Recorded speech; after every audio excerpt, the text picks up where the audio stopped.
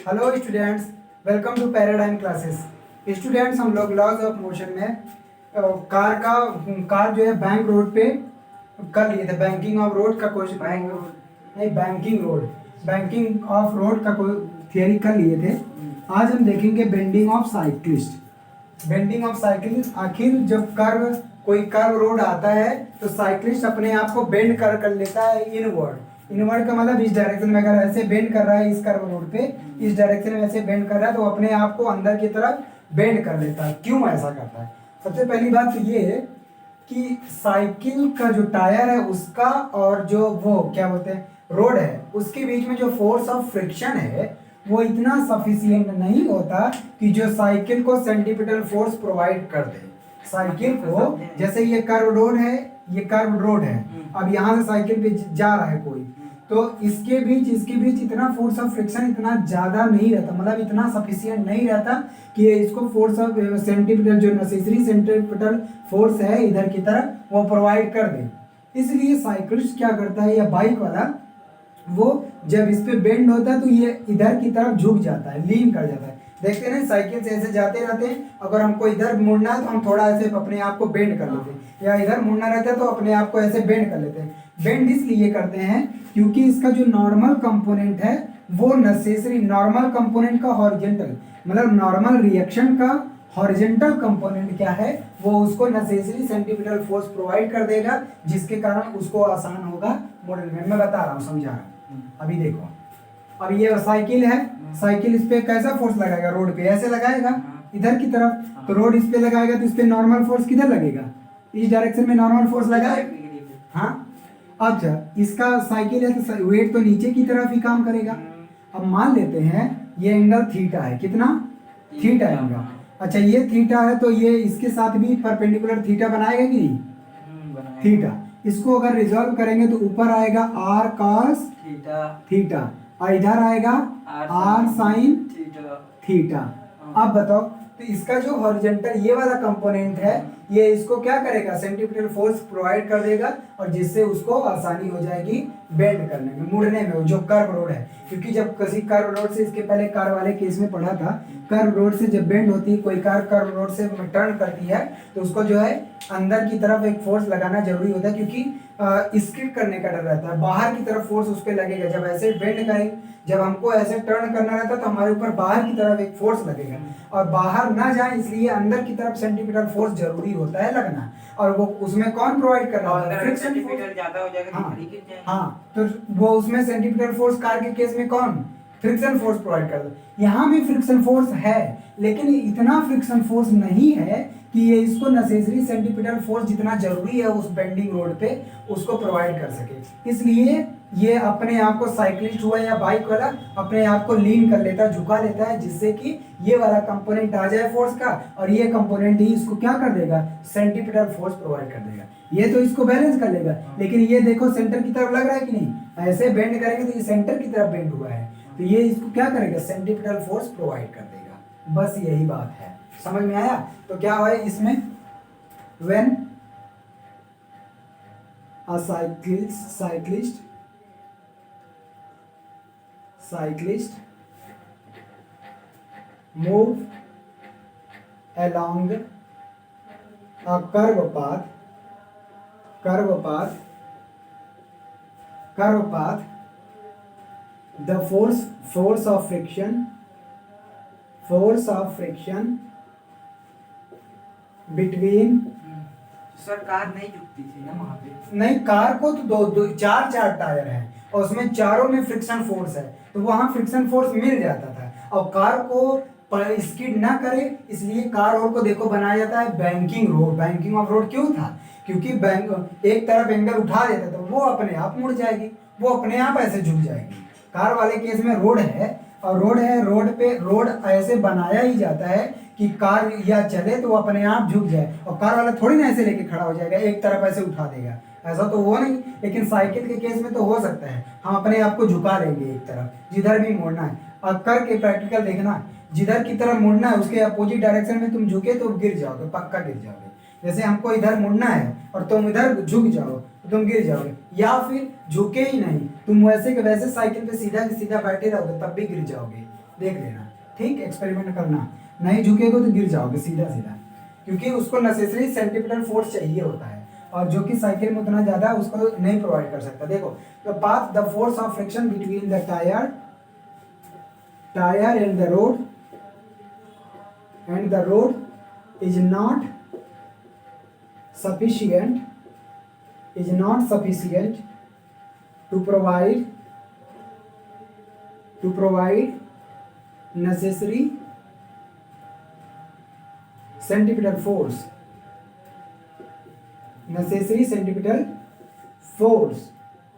That is why cyclist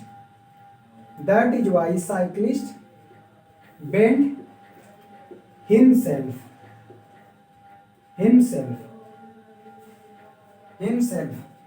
toward the center या inward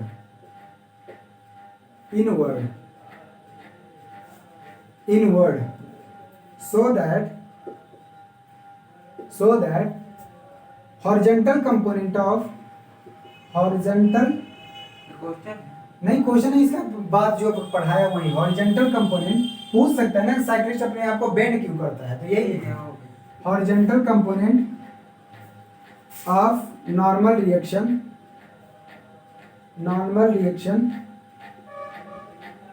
will provide sufficient centripetal force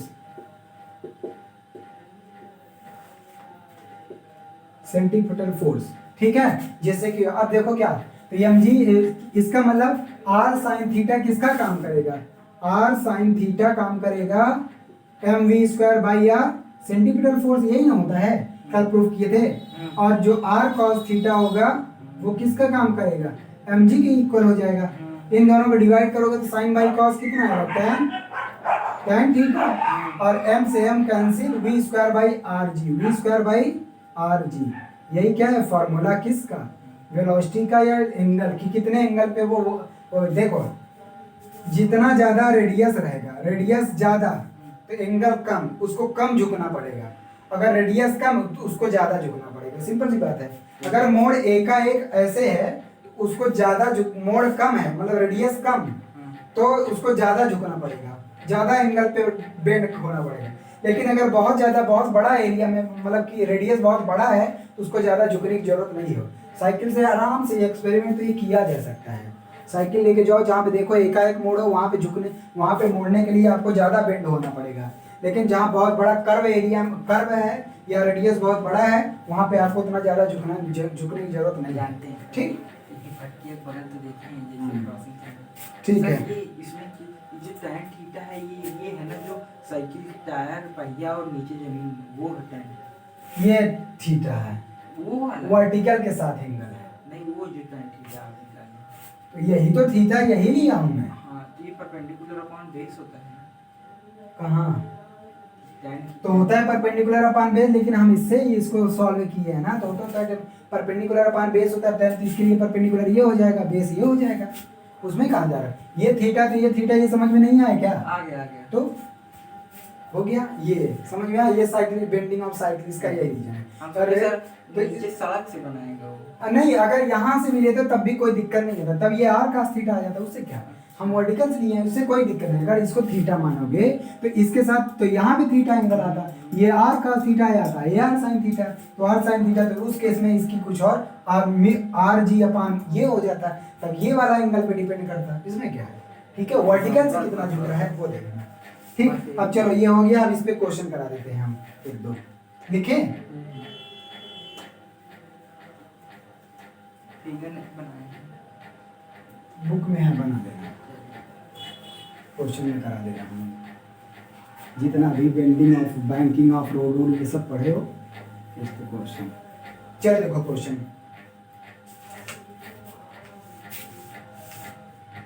question क्या कह रहा है, a bend in a level road has a radius of 100 metre. एक level road है, उसमें bend, level road में देखो एग्जांपल फर्स्ट, एग्जाम्पल बढ़िए कह रहा है, bend in a level road has a radius of 100 metre. Radius कितना दिया हुआ रोड का, लेवल रोड का 100 मीटर। हाँ लेवल रोड है के लिए, लेकिन है टर्निंग है bending. Find the maximum speed which a car turning this bend में हैव विदाउट स्किडिंग। कह रहा है कि कार जो है किस मैक्सिमम स्पीड से जाए कि वो स्किड ना करे। Maximum speed of the car without skidding, bend to without skidding. तो इसमें पूछ रहा है maximum speed of car, maximum speed of car to turn without skidding with the car turning with this wind. Maximum speed of car to turn this bend without skidding, without skidding। Skidding ये मतलब car का है। हाँ ये car है। अब car वाले case में क्या पढ़े थे, स्पीड का फार्मूला बताओ। मैक्सिमम स्पीड क्या होता है, फार्मूले पे है, क्या था, v maximum is equal to under root में म्यू आर जी, यही ना था। हाँ तो यही लगा दे फार्मूला, तो बस फार्मूले। अच्छा ये वो नहीं दिया हुआ है, कोफिशिएंट ऑफ फ्रिक्शन देना चाहिए। अच्छा दिया है 0.8 दिया हुआ है, कोफिशिएंट ऑफ फ्रिक्शन क्वेश्चन में दिया है 0.8, लगा दो। म्यू की वैल्यू 0.8, 100, जी की वैल्यू 10 रख दो। तो ये आ जाएगा 800, 800 को मतलब 20√2 आ जाएगा आंसर। 20√2 मीटर पर सेकेंड की स्पीड से अगर कार जाएगी तो उस बिना स्किडिंग क्या होता है सर? हाँ स्किडिंग, स्किडिंग मतलब फिसलना, वो स्किडिंग करते हैं नहीं, स्किडिंग जो क्या बोलते हैं पैर में लगा के स्किडिंग करते हैं। स्किड मतलब फिसलना होता है कि जब गाड़ी ऐसे बेंड करे या मुड़े तेजी से तो बाहर ना चली जाए गिर के, उसको बोलते हैं स्किडिंग, फिसलना। और क्या देखो अच्छा, हाँ? कोफिशिएंट ऑफ वो 0.8 है ना। हाँ अच्छा, उसके बाद एक क्वेश्चन यहाँ पे ठीक है, ये हो जाएगा एनसीईआरटी का एक क्वेश्चन, ठीक है ये क्वेश्चन का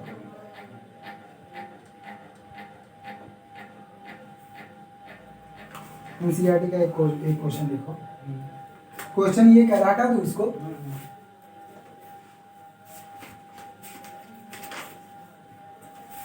क्वेश्चन नंबर 2 देखो, ये कह रहा है a train has to negotiate a curve of 400 metre, curve of 400 metre by how much should the outer rail be raised with respect to the inner rail for a speed of 48 kilometre per hour, the distance between rail is 1 metre.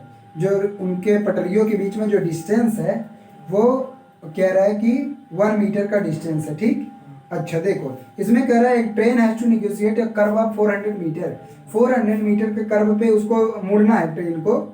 ऐसे समझो for example ये train की पटरी है ना, ये अब इसको 400 मीटर का कर्व है, इसका मतलब रेडियस इसका दिया है 400 मीटर। सेकंड नंबर क्वेश्चन में रेडियस दिया है कितना, 400 मीटर से होगा ना रेडियस। हाँ तो ये कह रहा है कि आउटर वाला जो रेल है इसको कितना रेज कर दे, इसको कितना रेज कर दे कि ये सेफली जो है 48 मीटर पर सेकेंड की स्पीड से पार कर जाए, क्योंकि इनको भी तो चाहिए ना बेंडिंग, इनको भी तो मतलब कि पलटने या स्किप करने का डर रहता है। तो इस वाली पटरी को इनको क्या करना पड़ेगा, उठाना पड़ेगा। इसको फिगर में दूसरे तरीके, और जो उन पटरियों के बीच में डिस्टेंस है वो है 1 मीटर। कितना डिस्टेंस, 1 मीटर। तो ऐसा समझो, ऐसे फिगर बना था और यही कह रहा है कितना रेज किया जाए, मतलब इनर वाले पटरी से ये वाला पटरी ऊपर वाला कितना रेज किया जाए।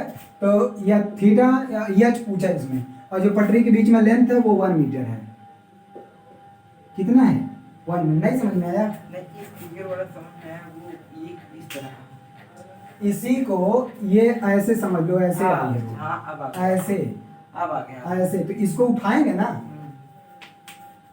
बेंड करने के लिए, ठीक। और इसमें क्या दिया था,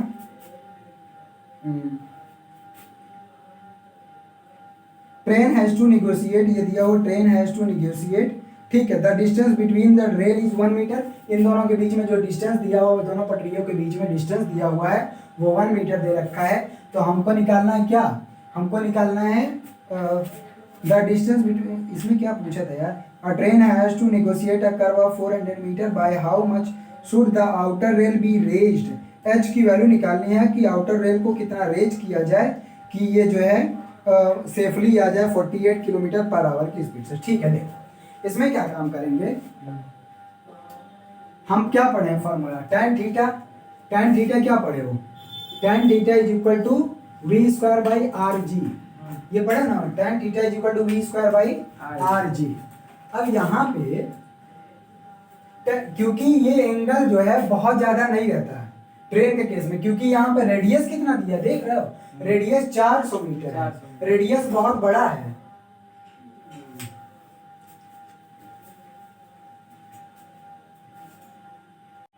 देखो तो ये क्या, tan theta is equal to V square by R G. अब यहाँ पे क्योंकि ये जो रेडियस बहुत बड़ा है और रेडियस बहुत बड़ा, तो थीटा क्या होगा, बहुत छोटा। रेडियस देख लो बहुत बड़ा है, तो थीटा क्या होगा, बहुत छोटा। तो स्मॉल, फॉर स्मॉल एंगल के लिए, स्मॉल एंगल के लिए साइन थीटा अप्रोक्सीमेट कर सकते हैं किसका, tan थीटा के इक्वल, क्योंकि एंगल बहुत छोटा है और ज्यादा फर्क नहीं पड़ने वाला है। ठीक, तो साइन थीटा क्या आएगा, sine theta is equal to perpendicular upon hypotenuse h by L. ठीक है, और साइन थीटा tan थीटा के बराबर, तो इसके बराबर क्या है, V square by R G लगा दो, हमको h निकालना है, h is equal to V square by R G into L.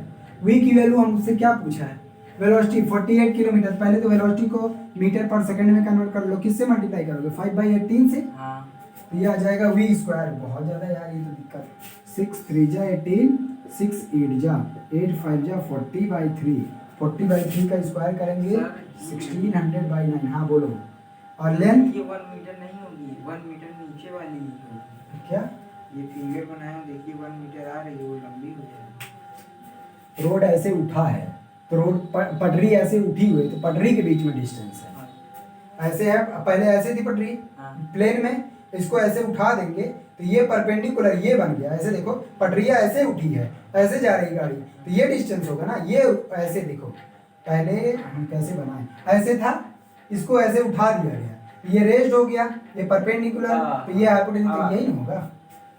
और देखो एल की वैल्यू 1 मीटर, आर की वैल्यू कितनी दे रखी है 400 मीटर, और जी की वैल्यू 10 रख दो, तो ये 1600 से ये कैंसिल, 4 4 जा 16, 1600 कहाँ से आया सर?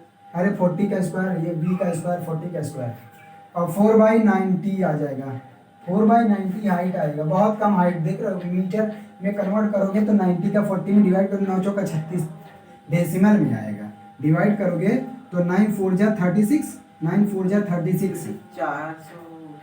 पहली बात तो ये डेसिमल में आएगा, डेसिमल में 0 पॉइंट इतना सेंटीमीटर, यहाँ भी एक जीरो आएगा 0.44, और इसको मीटर में करेंगे, मीटर क्या, इसको ना सेंटीमीटर में कन्वर्ट कर लो, 4.44 समथिंग सेंटीमीटर आएगा, इतना सेंटीमीटर वेट उठाना पड़ेगा ट्रेन पटरी को। ठीक है, आगे चलते हैं।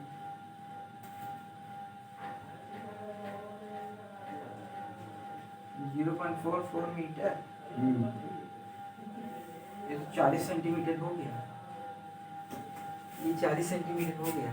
40 सेंटीमीटर कहाँ पे, 0.04 है, तो 100 से मल्टीप्लाई करोगे तो 4 0.4 लिखिए। हाँ 0.4 नहीं, जीरो नहीं है क्या, चलो एक को लास्ट क्वेश्चन इसका और करा देता हूँ, हटा दूँ।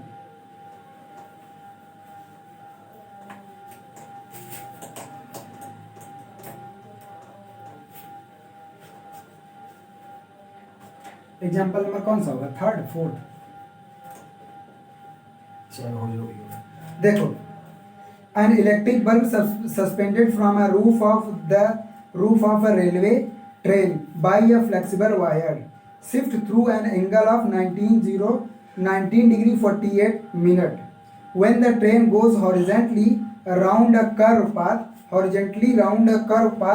of 200 meter radius, find the speed of the train. Train की क्या बतानी है, ट्रेन की स्पीड बतानी है। ठीक, ट्रेन की स्पीड सिंपल है, देखो इधर इसमें ये बात कह रहा है, एक ट्रेन है, ऐसे ट्रेन है मान लो, और ट्रेन में एक बल्ब लगा हुआ है, क्या लगा है, बल्ब ऐसे टंगा हुआ है, और उसमें जो है बल्ब का मास तो कुछ दिया नहीं है, लेकिन जब ट्रेन चल रही है तो ये जो है इसके साथ एंगल कितना बना ले रही है, थीटा एंगल बना रही है, और थीटा दे रखा है 19 डिग्री 48 मिनट, बहुत खराब एंगल दिया है। पता नहीं क्या आएगा इसकी वैल्यू। 19 degree 48 minute. फिर अभी उसमें कन्वर्ट करना पड़ेगा। ठीक है, रहने दो जो भी आएगा। और जब ये ट्रेन कर्व लेती है, ऐसे कर्व लेती है, तो कर्व जो रेडियस में लेती है वो 200 मीटर का रेडियस का कर्व है। ठीक है, तो इसमें पूछ रहा है electric bulb suspended from the roof of the railway with the by a flexible wire shift through an angle of 19 degree 48 minute when the train goes horizontally round a curve path of 200 metre, find the speed of the train. Train की speed बतानी है कि जब ये bend करती है, मान लेते हैं ऐसे ट्रेन बेंड की इस तरह से, तो वो जो है इतना दूर वो हो जाता है, उसमें शिफ्ट आ जाता है, एंगल बना देता है बॉल। तो ये पूछ रहा है इसमें कि स्पीड ट्रेन की क्या होनी चाहिए, what should be the speed of the train. देखो तो इसमें क्या है, नीचे की तरफ mg लगेगा, इधर टेंशन लगेगा, टेंशन को रिजॉल्व करेंगे, ये भी कितना बना है, टेंशन को रिजॉल्व करेंगे, ऊपर लगेगा t, ये थीटा तो ये भी t cos थीटा, और इधर की तरफ लगेगा t sin थीटा। ठीक है, t sin थीटा, तो t cos थीटा ये हो जाएगा mg। थीटा कहाँ से बनेगा? थीटा ये, और ये थीटा, तो ये भी थीटा अल्टरनेट से, और t sin थीटा बनेगा, t sin थीटा किसका काम करेगा, सेंटीमीटर का। जब ये मुड़ेगी बेंड करेगी सेंटीमीटर नीचे की अंदर की तरफ लगेगा ना इस पे, तो ये आ जाएगा mv²/r। ठीक है, अरे क्या वो तो t cos थीटा लगेगा ना। t cos थीटा mg के बराबर, ये इधर लग रहा है तो सेंटीमीटर फोर्स नहीं लगेगा, जब गाड़ी ऐसे बेंड करेगी तो उस पे भी सेंटीमीटर फोर्स लगेगा ना, ये है। अब इन दोनों में डिवाइड करो, इससे डिवाइड करोगे तो आएगा tan theta is equal to v²/rg। ये फर्स्ट ये सेकंड, और सेकंड डिवाइडेड बाय फर्स्ट करोगे तो ये निकल के आएगा। हमको वेलोसिटी चाहिए, v is equal to under root में rg tan थीटा। तो क्या पता है, रेडियस कितना है 200 मीटर, g की वैल्यू 10 रख दो, और tan 19 डिग्री 48 मिनट। ये पता नहीं, ये देगा एग्जाम में दिया रहेगा, इसमें दिया नहीं है, इसकी वैल्यू दिया नहीं है, लेकिन एग्जाम में आएगा तो ये दे देगा। ठीक, इसकी वैल्यू 2000 का आराम से निकाल सकते हो आप, ये आ जाएगा 10 और 20। सर तो एंगल पूछ रहा है कि एंगल नहीं पूछ रहा है, ये वेलोसिटी पूछ रहा था। एंगल दिया तो एंगल क्या पूछेगा, इतना मीटर पर सेकंड की स्पीड होनी चाहिए किसकी, ट्रेन की।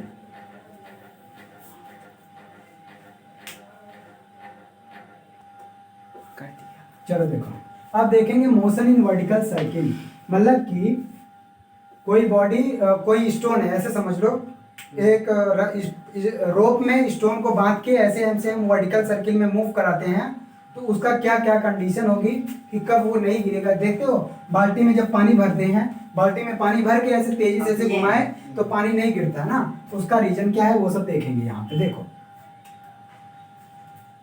मान लेते हैं कोई पार्टिकल है और आर रेडियस के सर्किल में मूव कर रहा है, आर रेडियस के सर्किल में मूव कर रहा है, सर्किल ठीक से बना नहीं, उसका जिसमें रखा है उसका सर्किल की जो घुमा रहे हैं, जिसमें घुमा रहे हैं उसका रस्सी का मतलब, रस्सी का। ठीक, ये रेडियस है और ओ इज ये रेडियस है। अब मान लेते हैं अब बॉडी है तो उसका मास कुछ ना कुछ होगा, पार्टिकल है उसका मास कुछ ना कुछ होगा, मास m मान लेते हैं, मास m, और इनिशियली इस बॉडी को वेलोसिटी u दिया गया, कितना, इनिशियली u वेलोसिटी दिया गया। तो लेट a particle या a body of mass m with initial velocity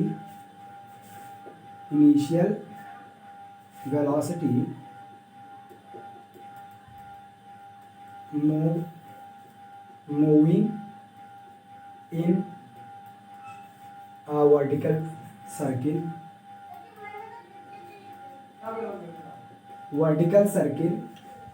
कैसे भी circle of radius r। Horizontal में भी काम करेगा? नहीं, हाँ, करता है सर। अब नहीं, रुक जाओ ना, जो बता रहा हूँ काहे परेशान तुम, रेडियस r।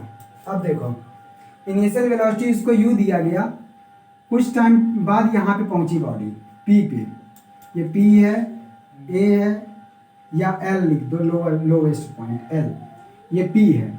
जब बॉडी यहाँ पे पहुंची, इस पे mg नीचे की तरफ लगेगा, इसमें टेंशन फोर्स लग रहा है,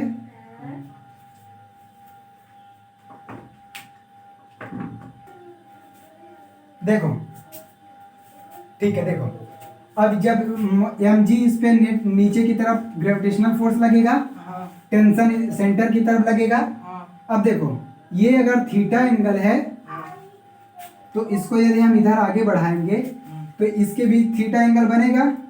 तो इसके बीच जो ये थीटा, यहाँ भी थीटा, क्योंकि ये दोनों पैरेलल लाइन से, तो ये करस्पॉन्डिंग एंगल, तो इसको रिजॉल्व करेंगे, इधर बनेगा mg cos थीटा, और इस डायरेक्शन में आएगा mg sin थीटा, और यहाँ पे मान लेते हैं वेलोसिटी v हो गई, बॉडी की वेलोसिटी क्या हो गई, v।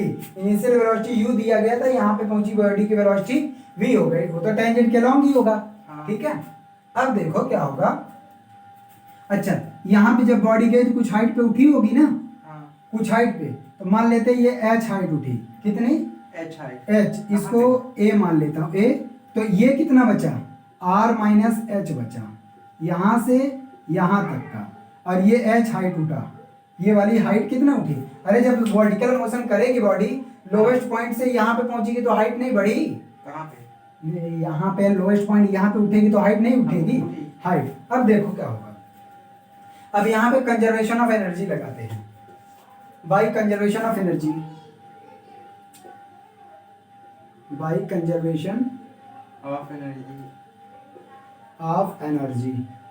कंजर्वेशन ऑफ एनर्जी क्या करता है, यहाँ पे जो इनिशियल जो टोटल एनर्जी और फाइनल टोटल मोमेंट एनर्जी, तो initial kinetic energy plus potential energy at L is equal to kinetic energy plus potential energy at point P. यहाँ पे इतने बीच के मोशन के लिए लगाया, तो यहाँ पे काइनेटिक एनर्जी, लोवेस्ट पॉइंट पे काइनेटिक एनर्जी कितना है बताओ, कहाँ है, जीरो, इनिशियल वेलोसिटी u नहीं है, तो आएगा हाफ mu स्क्वायर, और पोटेंशियल एनर्जी यहाँ पे कितना है, जीरो, क्योंकि यहाँ हाइट क्या है, जीरो, तो ये आ जाएगा पोटेंशियल एनर्जी जीरो, और यहाँ पे kinetic energy half mv square, क्यों, क्योंकि यहाँ पे भी वेलोसिटी है, और प्लस यहाँ पे पोटेंशियल कितना, क्योंकि हाइट h उठ गई है ना, तो ये आ जाएगा mgh। बात समझ में आए, देखो m कैंसिल आउट कर दो, यहाँ आएगा u स्क्वायर, और 2 का मल्टीप्लाई कर दो तो v स्क्वायर प्लस 2gh आया। ठीक, तो फाइनल वेलोसिटी यहाँ से निकल के आ जाएगा अंडर रूट में u स्क्वायर माइनस 2gh। बोलो, इसमें कोई दिक्कत, ये तो पहले से ही पता है, v स्क्वायर, हाँ यहाँ से प्रूफ हुआ। ठीक, तो v is equal to under root में u स्क्वायर माइनस 2gh। वैसे भी लगा सकते थे direct formula, equation of motion का थर्ड इक्वेशन ना। ये तो आ गया वेलोसिटी। अब हम निकालेंगे इसका टेंशन। अच्छा, टेंशन देखो, यहाँ पे टेंशन, नेट फोर्स किधर लगेगा, नेट फोर्स किधर लगेगा, लेकिन यहाँ पे माइनस हो गया है, प्लस है, इधर जाएगा minus u square, v square भी है, इक्वेशन में तो v प्लस में था, और तो जब बॉडी ऊपर जाती है तो g निगेटिव आता है, तब भी वही आएगा, कोई दिक्कत नहीं। अब चलो, अच्छा नेट फोर्स किधर लगेगा, सेंटर की तरफ, तो टेंशन इधर लगा रहा है, ये इधर, नेट फोर्स तो सेंटर की तरफ लगता है ना, सेंटीमीटर एक्सेलरेशन के कारण, तो t minus mg cos theta net force, और नेट फोर्स जो सेंटर की तरफ लगता है वही किसका काम करता है, सेंटीमीटर फोर्स का। इसके बराबर हम सेंटीमीटर फोर्स लिख सकते हैं mv स्क्वायर बाई r। ठीक है, ये आया कहाँ से, अरे यार, net force centimetre force centre की तरफ लगता है, इसका मतलब सेंटर की तरफ फोर्स नेट लग रहा है, और नेट टी इधर लग रहा है, तो T minus M G net force तो सेंटीमीटर फोर्स के बराबर। यही इक्वेशन में कहाँ से आया, mv स्क्वायर बाई r, यही तो प्रूफ करना है ना। ये नहीं तो सेंटीमीटर फोर्स नहीं प्रूव करा कि सेंटर की तरफ जो फोर्स लगता है, जब कोई बॉडी सर्कुलर मोशन करती है तो सेंटर की तरफ एक फोर्स लगता है जिसको सेंटीमीटर फोर्स बोलते हैं। जब हमको पता चल गया नेट फोर्स सेंटर की तरफ ये लग रहा है T minus M G cos theta, तो उसको सेंटीमीटर फोर्स के बराबर कर देंगे, ये नेट फोर्स है is equal to centimetre force. ये mv स्क्वायर बाई आर आया कहाँ से, ये नहीं प्रूफ ये बदमाश सेंटीपिटल फोर्स पढ़ा चुके हैं, यही सेंटीपिटल फोर्स है। जब कोई बॉडी का नहीं, मास पता पता है, हो, लेकिन- वेलोसिटी पता हो, रेडियस पता हो तो सेंटीपिटल फोर्स लगेगा। केवल ये देखना कि कौन सा फोर्स यहाँ सेंटीपिटल फोर्स का काम कर रहा है। ग्रेविटेशनल फोर्स के केस में ग्रेविटेशन मैंने बताया था, रस्सी वाले केस में टेंशन, तो यहाँ पे भी तो टेंशन है रस्सी वाले केस में, हाँ। तो ये सेंटीपिटल का काम करेगा। तो इसके बराबर सेंटीपिटल रखोगे। अगर अर्थ वाला ले रहे हो तो अर्थ का ग्रेविटेशनल फोर्स सेंटीपिटल के बराबर कर दोगे। हाँ, ठीक है सर, वो नहीं पूछ रहे हैं सर, कह रहे हैं इस 11th में mv स्क्वायर बाई आर ये प्रूफ कराए हैं कि नहीं। अभी इसके पहले सेंटीपिटल एक्सेलरेशन नहीं बताया, हाँ सेंटीपिटल फोर्स भी नहीं बताया, यही प्रूफ कराया था इसके पहले वाली क्लास में। अभी कल ही पता नहीं कहाँ रहते हैं। सेंटीपिटल एक्सेलरेशन v स्क्वायर, ये देखो सीधा सीधा ये फार्मूला सेंटीपिटल फोर्स का एकदम कॉन्सेप्ट है। कह रहे कहाँ से आया। ठीक है चलो देखो, ये दोनों आ गए। अब देखो क्या काम करेंगे। अब हमको निकालना है कि अब देखो यहाँ पे ये आया, t की वैल्यू क्या आ जाएगी, t इज इक्वल टू आ जाएगा माइनस है इधर एम जी कॉस थीटा और plus M V square by R. तो ये इसको फर्स्ट इक्वेशन मान लो और इसको सेकेंड इक्वेशन मान लो। ठीक, अब देखो ऊपर हटाएं, ऊपर माने बच्चों। ऊपर हटाएं, ऊपर हाँ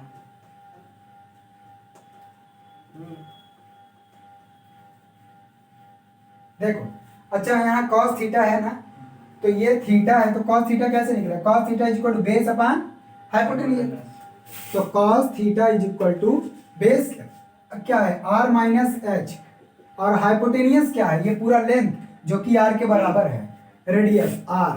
ठीक है, तो इस cos थीटा की वैल्यू यहाँ पे पुट कर दो और इस v की वैल्यू यहाँ पे पुट कर दो, आपको टेंशन मिल जाएगा। Tension t is equal to आ जाएगा एम जी cos थीटा, ये cos थीटा है, cos थीटा की वैल्यू रखो, क्या आएगा r minus H by R और plus m by R V square. v की वैल्यू ये है, स्क्वायर करोगे तो आएगा u स्क्वायर माइनस 2gh। बात समझ में आया। अब इसको सॉल्व करो तो ये आ जाएगा t is equal to M G R minus H by R और प्लस यहाँ पे M U square by R minus, तो ये आ जाएगा 2mgh by are, 2mgh by are आएगा। और देखो क्या कैंसिल आउट हो रहा है, इधर देखो, इसका मल्टीप्लाई अंदर करेंगे तो r से r कैंसिल, यहाँ केवल बचेगा mg, और h के साथ मल्टीप्लाई करेंगे तो आएगा mgh बाई आर और plus m U square by R, और यहाँ पे माइनस 2mgh बाई आर। यहाँ देखो mgh ये माइनस में, ये माइनस में, तो क्या आ जाएगा,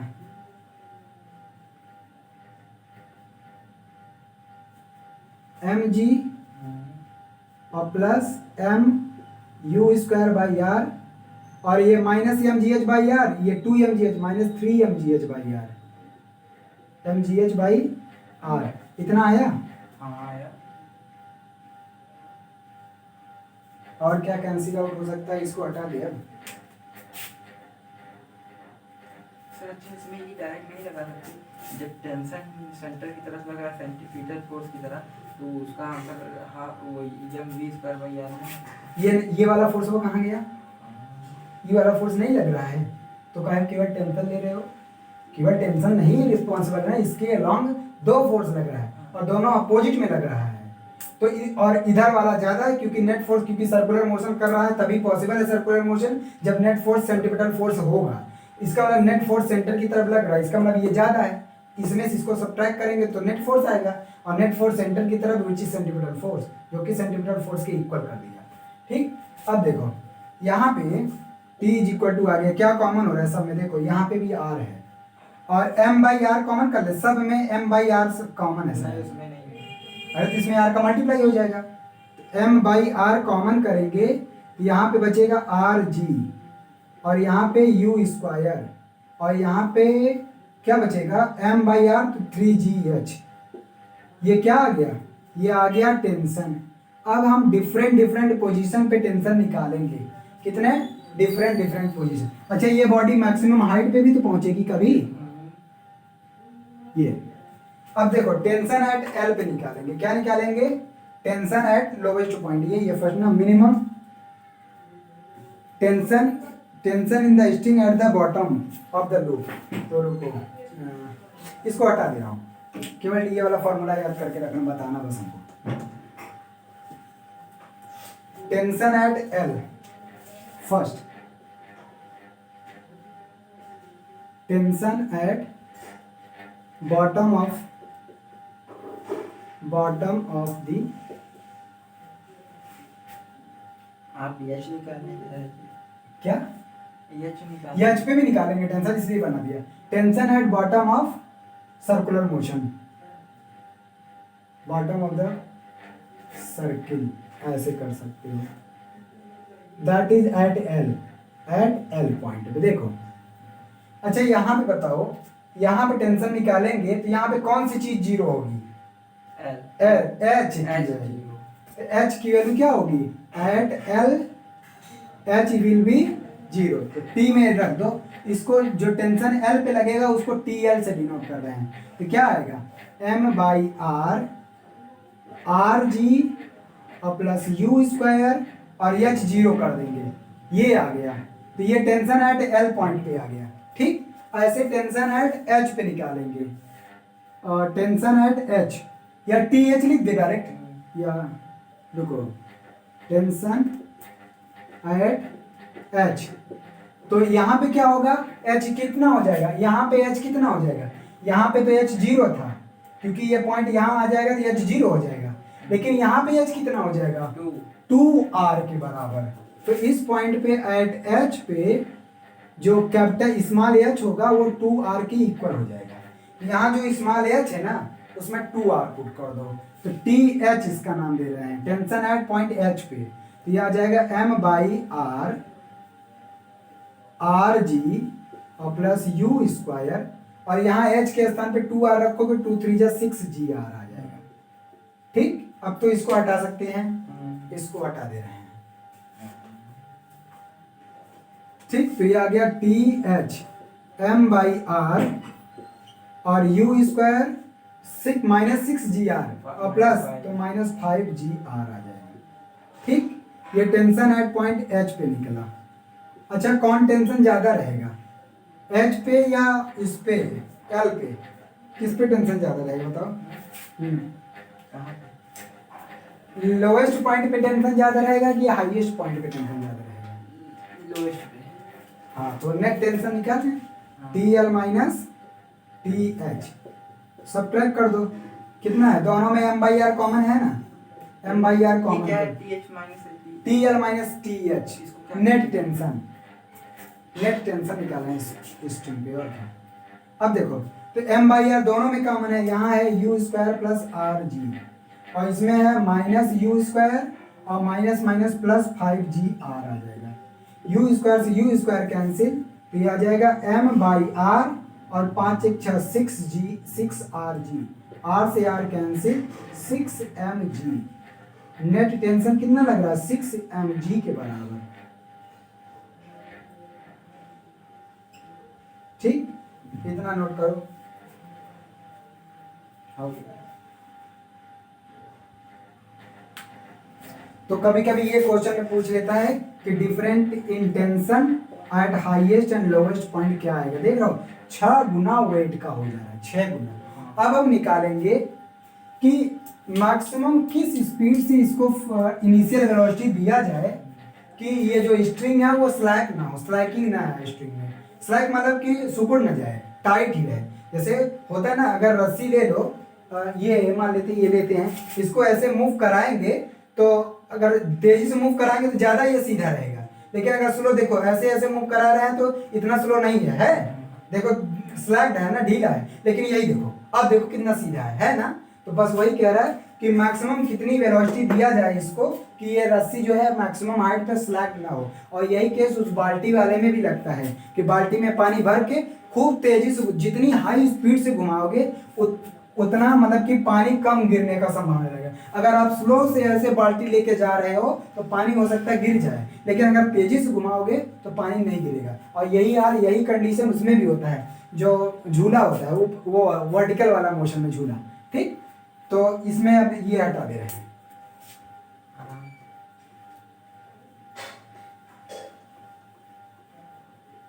दूसरी कंडीशन, दूसरी ये है minimum velocity of projection at the lowest point for looping the loop मतलब पूरा ये सर्किल बनाए रखे, स्लाइकिंग ना आए।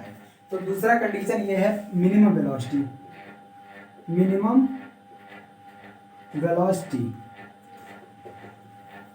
Velocity of projection. मैक्सिमम तो आप कितना भी दे दो, मिनिमम कितना, क्योंकि अगर बहुत कम दोगे वेलोसिटी तो यहाँ पे स्लाइकिंग आ जाएगा। मैक्सिमम तो आप मैक्सिमम इनफाइनाइट दे दो कितनी तेजी से। तो minimum velocity of projection for looping the loop का मतलब लूप बना रहे, ठीक है, मतलब स्लाइकिंग ना आए। दैट इज, या लिख सकते हो that is no Slaking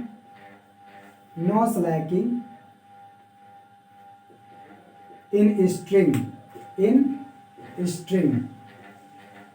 at maximum height,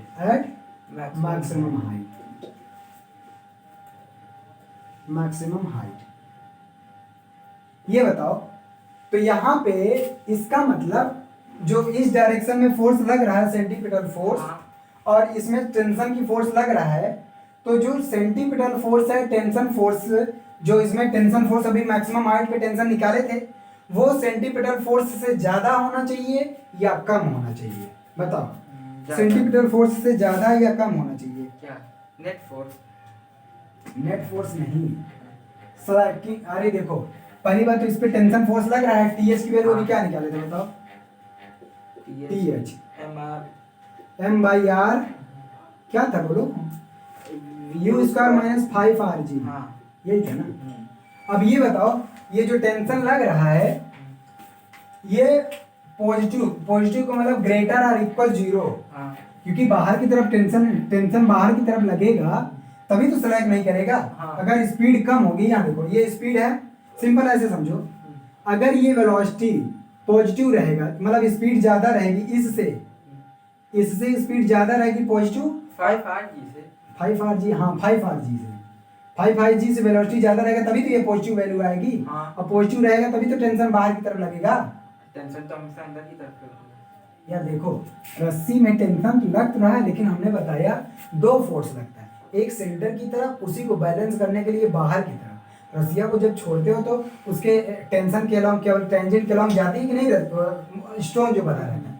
तो इस केस में क्या होगा, ये जो टेंशन इसमें लग रहा है, लग तो रहा है ठीक है, इधर सेंटर की तरफ, तो ये क्या होना चाहिए, ये पॉजिटिव होगा, तो जो इस पे बाहर की तरफ सेंट्रीफ्यूगल फोर्स लग रहा है, ये सेंट्रीफ्यूगल फोर्स लग रहा है, वो उसको क्या कर लेगा, बैलेंस कर लेगा।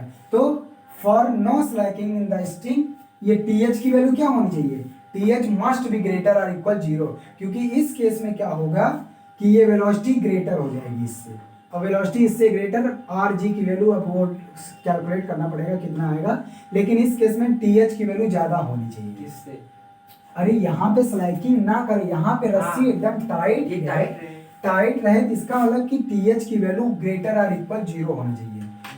टीएच की टेंशन एट हाइट, हाँ। अच्छा ये बताओ, टेंशन की वैल्यू अगर यहाँ पे क्या बोलते हैं 0 है, तो 0 है, इसका मतलब कि टेंशन कुछ नहीं है इसमें, नहीं। इसका मतलब बॉडी ऊपर ही चली जानी चाहिए। ये कंडीशन, नीचे तो नहीं आएगी ना, नहीं। अच्छा, उसके बाद अगर टेंशन उससे बड़ा, 0 से बड़ा होगा, टेंशन 0 से बड़ा होगा, तो उसको कौन बैलेंस कर लेगा, बाहर वाला सेंटीमीटर फोर्स का कर लेगा बैलेंस। इसलिए ये टीएच की वैल्यू क्या होनी चाहिए, M/R मस्ट बी 0 रहेगा, तब के बाहर वाला नहीं बैलेंस करेगा। 0 रहेगा तो इधर आएगा ही नहीं, 0 रहेगा तो इधर आएगा ही नहीं, ठीक। For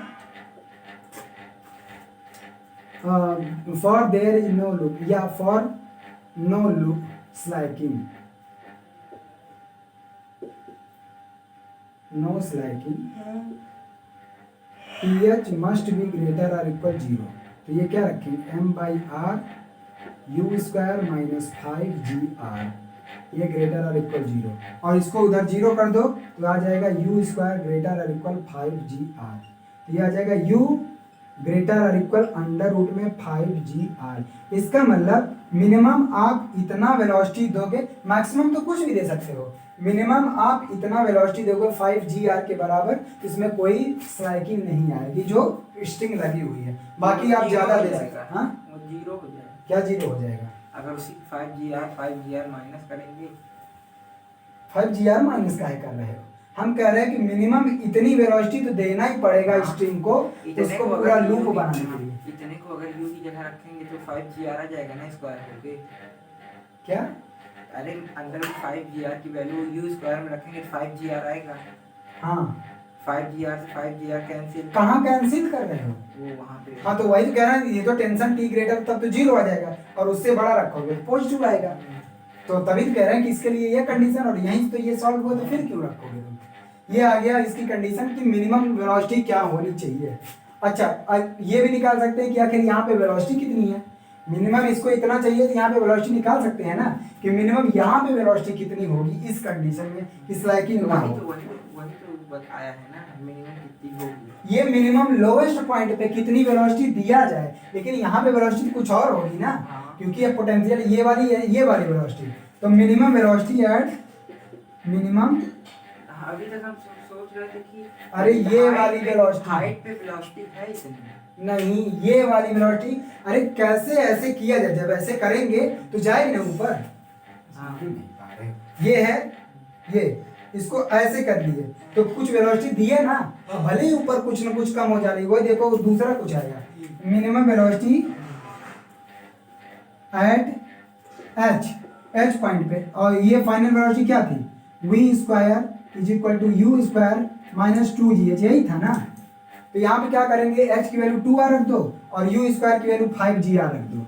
5gr minus 2g, h की वैल्यू 2r, वहाँ पे h पे 2r हो जाएगा, h की वैल्यू 2 2 4 gr। देख रहे हो, ये इसकी वेलोसिटी है, इतना कम हो गया, वेलोसिटी इतना कम हो गया। और जब वेलोसिटी कम हो जाएगा तो सिंपल सी बात है कि उस पे जो है centripetal force mv² by R formula लगाओगे, और यहाँ पे mv² आर, तो ये कम ही रहेगा, स्लैग करने का ज़्यादा। इसलिए मिनिमम इतनी वेलोसिटी देने की जरूरत है। कौन सा कम है?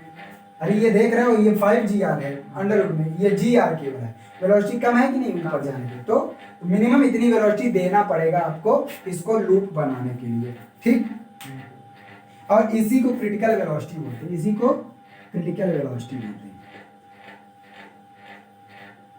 इसी को क्रिटिकल वेलोसिटी, मतलब मिनिमम से मिनिमम इतनी वेलोसिटी ऊपर होनी चाहिए, और मिनिमम इतनी वेलोसिटी से आप प्रोजेक्ट करोगे तब जाके वो कोई एक vertical motion, vertical circular motion करेगी बॉडी, अदरवाइज नहीं स्लाइडिंग आ जाएगी या ऊपर जाके रुक जाएगी, ऐसा हो सकता है, ठीक। और कौन कंडीशन? अच्छा, कंडीशन फॉर ऑक्सीलेशन। ऑक्सीलेशन कब करेगा? सिंपल सी बात है, ऑक्सीलेट का मतलब यहाँ पहुंच ही ना पाए, और यहाँ ना पहुंच पाए इसका मतलब टेंशन क्या हो जाएगा? टेंशन मैक्सिमम पे क्या हो सकता है? जीरो, मतलब यहाँ पहुंच ही ना पाए। अच्छा, और वेलोसिटी, ये वाली वेलोसिटी यहाँ पहुंचने से पहले जीरो हो जाए, ये वेलोसिटी जीरो हो जाए, तो इसके कंडीशन क्या लिखेंगे? मिनिमम ये वेलोसिटी है, मिनिमम इतना देना पड़ेगा, तो इससे कम वेलोसिटी दे देंगे, मतलब इससे कम वेलोसिटी दे देंगे तो वो यहाँ पहुंच ही नहीं पाएगा, सिंपल सी बात है। तो इससे कम वेलोसिटी, और ये क्या है, मिनिमम यहाँ पे है, तो इसका मतलब कि यहाँ पे वेलोसिटी तो जीरो हो जाए, तभी तो ऐसे ऐसे एक्सेलरेट करेगा। तो चलो लिखवा देता हूँ कंडीशन, लिखवाना ही प्रूफ ही करना है। अब देखो, अब देखेंगे कंडीशन फॉर ऑक्सीलेशन कि बॉडी कब ऑक्सीलेट करेगी। अभी अभी क्या देखे कि इस पूरे सर्कुलर मोशन करने के लिए क्या जरूरी है, इसका जो इनिशियल वेलोसिटी है u मस्ट बी लेस और इक्वल अंडर रूट में 5gr, इतना होना चाहिए, इतना होना चाहिए। यदि बॉडी, यदि ये वेलोसिटी इससे कम होना चाहिए, हाँ वो आप लिखेंगे कम होना चाहिए, हाँ, मतलब मिनिमम इतना होना चाहिए। अगर बराबर वाली हटा दीजिए, क्योंकि बराबर वाली तो अभी वो हम बता रहे हैं कि अभी इसके पहले क्या कंडीशन, लेकिन ऑक्सीलेशन करने के लिए यदि वेलोसिटी इससे कम हो गई तो ये क्या करेगा, यहाँ पहुंच ही नहीं पाएगा, तब क्या करेगी, ऑक्सीलेट करेगी, इसके बीच में ही रहेगी। तो U less than under root में 5gr होना चाहिए। अच्छा, इस केस में क्या होगा, जब ऑक्सीलेट करेगा तो मैक्सिमम हाइट पे वेलोसिटी क्या होगी, जीरो, क्योंकि जब ऊपर पहुंच ही नहीं पाएगी तो मैक्सिमम हाइट पे वेलोसिटी क्या होगी, जीरो। देखो, तो यहां से हम क्या निकालेंगे, let at height h1 velocity is zero, क्योंकि ऑक्सीलेट करेगा, देखो ऑक्सीलेट करेगा तो यहाँ आया तो कहीं पे वेलोसिटी जीरो होगा कि नहीं। हाँ। तो let at height h1 velocity zero, zero हो जा रहा है, तो फार्मूला क्या लगाएंगे, v square is equal to U square minus 2gh1, और v क्या है जीरो, v जीरो हो जा रहा है, u क्या लगाऊं, u क्या हो जाएगा, u की वैल्यू इससे कम नहीं, u ही रखो, अभी देखता हूँ क्या 2gh1, तो यहाँ से h1 की वैल्यू आ जाएगी u स्क्वायर बाई 2g, इसको क्या मान लो फर्स्ट इक्वेशन। ये कौन सा ये छाया है? अरे किसी हाइट पे जब ये यहाँ पहुंच नहीं पाएगा, किसी न किसी हाइट पे पहुंच के जीरो होगा हाँ, ना, हाँ। ऑक्सीलेट करेगा तो मान लो यहाँ पे आया, फिर ये लौटा, तो वही हाइट है जिसपे इसकी वेलोसिटी क्या हो जा रही है, जीरो। ठीक है, अच्छा वहां पे वेलोसिटी जीरो और लौट आ रही है, तो टेंशन किसी और हाइट पे जीरो होगा, जरूरी नहीं है जिस पॉइंट पे वेलोसिटी जीरो हो जा रही है वहां पे टेंशन भी जीरो हो जाए। टेंशन, इसमें टेंशन लग रहा है ना, तो tension let at height h2 tension is zero, tension zero, तो टेंशन जीरो, तो टेंशन का कौन सा फॉर्मूला लगाएंगे,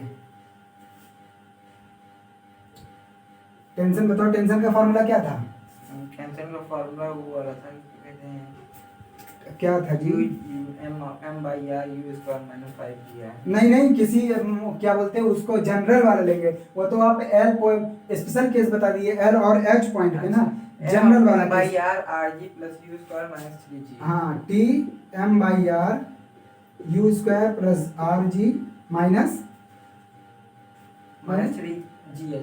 3gh, और ये मान लेते हैं किस हाइट पे, किस हाइट पे, h2 हाइट पे टेंशन क्या हो जा रहा है, जीरो, इसको जीरो करो, यहाँ से h2 जब निकालोगे तो ये मिलेगा u square plus R G upon 3g, ठीक है, ये मिलेगा, इसको सेकंड इक्वेशन मान ले।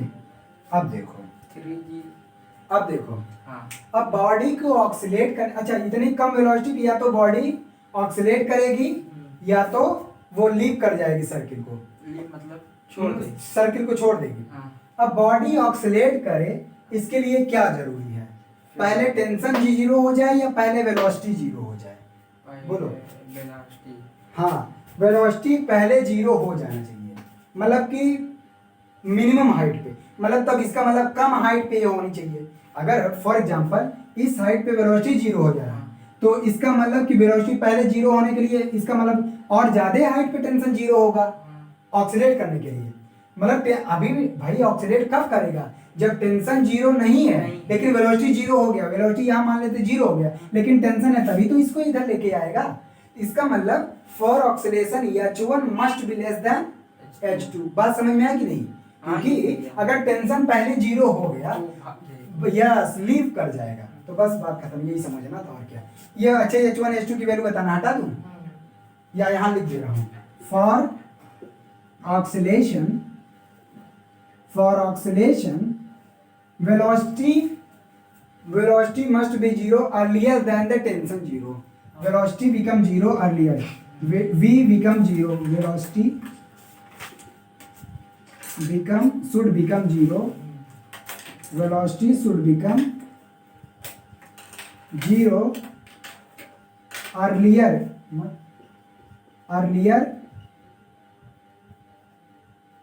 than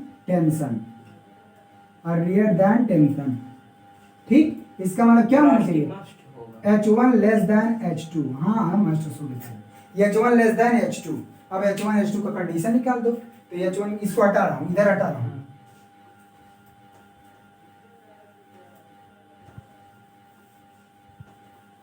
तो ये h1 है और h2 यहाँ लिख दे रहा हूँ, लेस देन यहाँ देखो डायरेक्ट लिख दे रहा हूँ, less than u square plus R G upon 3g, तो ये आ गया h1 लेस देन h2 की कंडीशन, ठीक। अब देखो g से g कैंसिल, 2 उधर मल्टीप्लाई करो, u 3 इधर, तो आएगा 3u square less than 2u square plus 2rg, u square इधर लाएंगे तो u square less than 2rg, देख रहे हो ये condition, u must be less than 2rg। Oscillation के लिए क्या होना चाहिए, इनिशियल वेलोसिटी 2rg से क्या होना चाहिए, कम होना चाहिए जब बॉडी ऑक्सीलेट करेगा। बात समझ में आया? अब देखो, अब बॉडी, अब उस केस में अब बॉडी कब छोड़ देगी, बॉडी पाथ को या पार्टिकल पाथ को कब लीव कर देगी, तो फॉर लीविंग द पाथ हटाएं, condition for leaving the circular path, condition for leaving the path. तो ये कंडीशन क्या होगी, H2 अब क्या होना चाहिए, अब टेंशन पहले जीरो होना पड़ेगा, टेंशन पहले जीरो हो गया, वेलोसिटी है तो लेके भाग जाएगा ना, इसका मतलब H2 must be greater then H1, तो कंडीशन तो यही रहेगा।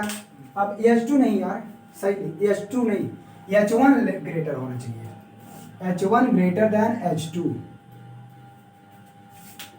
तो इस केस में अब देखो यहीं पे चेंज कर दो, क्या हो जाएगा, H1 की वैल्यू क्या थी बताओ, H1 की वैल्यू 2 नहीं u square by 2g, u square by 2g must be greater then u square plus rg by 3g ना।